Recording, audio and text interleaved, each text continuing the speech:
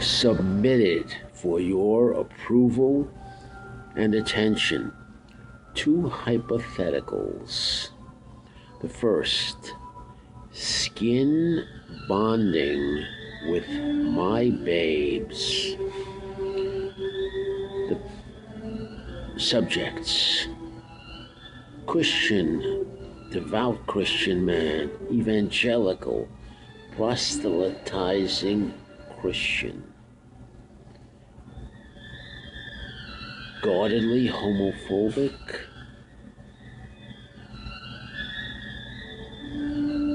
anti-abortion, pro-choice, family values, traditional family values.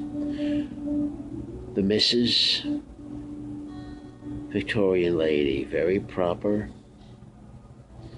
very conservative in the behavior, traditional family values. The subject,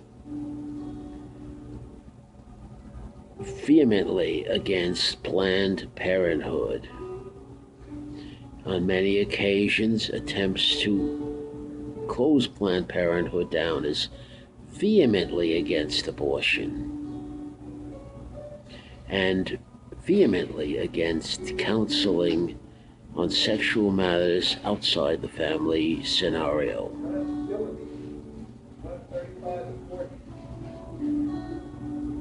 The individual, our subject, has a face like a mutt. Brutally ugly man. Resemblance to two-ton Tony Galento. Very tough man, street tough man. Face looks like she's gone 15 with Marciano. Adopts two twins, little boy and little girl. They're now 2 years old. They're 2 years old right now. He stopped the woman from having an abortion, paid for the pregnancy, the costs of it, and gave the woman, I think, $10,000. Let's just say, for the sake of example, $10,000. These are, I'm talking as our subject would talk in hypothetical. These are my babes, and I will bring them up my way with Christian values. Let's say, for the sake of argument, they're Catholic. Originally, the mother was Catholic, biological mother. Hypothetically, I'm at the individual, our subject's home, and he says, what you're about to see is something you have never seen before in your life. Get ready. Prepare yourself. The premise: why should only women be able to enjoy skin bonding with the babes? I want to, says our hypothetical individual man, I want to bond with my babes, skin bond. To do so, I have to be in their environment. He takes off his shirt, so it's just bare skin. Gets in the crib, takes the two babes, they're naked. And I'm watching this, and he says, now,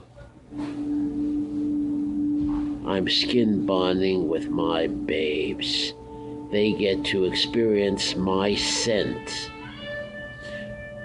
Places the babes on his chest. I'm looking at the scene before me. My impressions are as follows. I see this ugly man suddenly transform into the most beautiful man I have ever seen in my life. There was such a contentment, such peace, almost orgasmic splendor on our subject's face as he was holding the babes on his chest and skin bonding with them. And I say, Vince, this is the most beautiful sight I have ever seen in my life. You look like a Madonna right there, just so beautiful. You look like the Mona Lisa. I have never seen any man transform into such a magnificent presence. Tears fill my eyes. Truly, this is the most beautiful sight I've ever seen in my life. They should draw a picture of this. One, the picture of the cribs.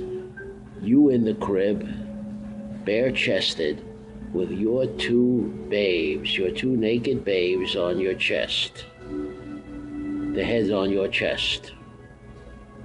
And the smile and the contentment and the beauty of what I'm seeing before my eyes and experiencing right now should be painted. I believe this image, this picture, would be, you look like a Madonna laying there, would be the Mona Lisa. It would be an incredible picture to paint. Our subject in the crib, the two babes nestling at our subject's chest, and me, the observer, with tears in my eyes at the splendid, unbelievable sight I'm seeing before them right now. Second hypothetical, 12-year-old boy. Most important question you could ask at that age. Do you date? Do you masturbate? Have you ever felt inferior about your sexual size? How do you know? Have you ever compared? This is a very vital question to ask at that particular age. It kicks a Pandora's box that must be opened.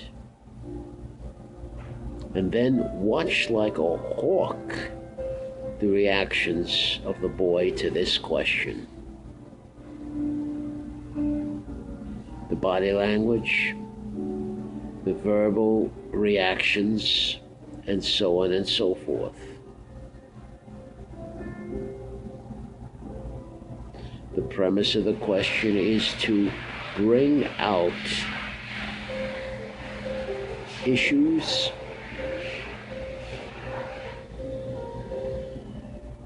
complications, and potential problems that will ensue at this early age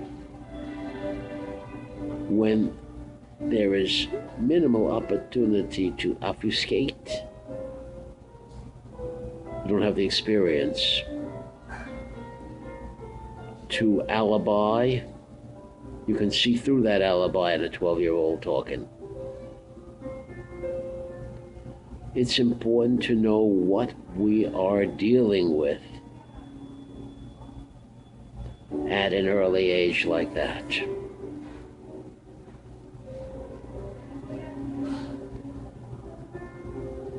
homosexual tendencies, possible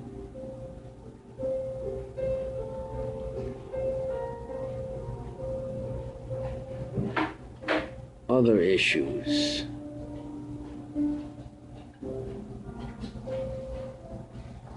Gender issues that must be exposed at that age so they can be dealt with in a mature, understanding, capable way.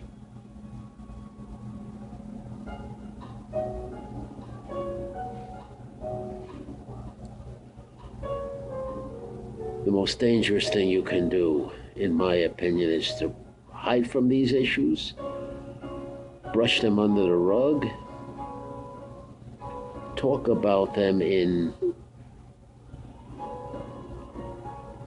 euphemistic or muddled, disguised communication to preserve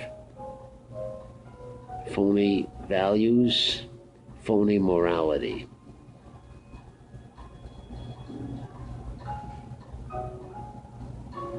Analogy to this, the most important thing for an adolescent is a good pediatrist to recognize and deal with potential problems before they live a life of their own and become shrouded with elaborate defense systems and so on and so forth.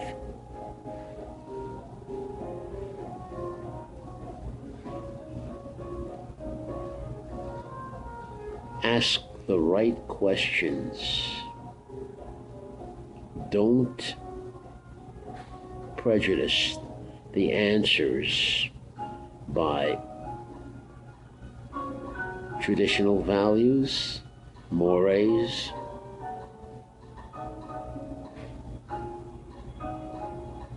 outmoded beliefs and theories,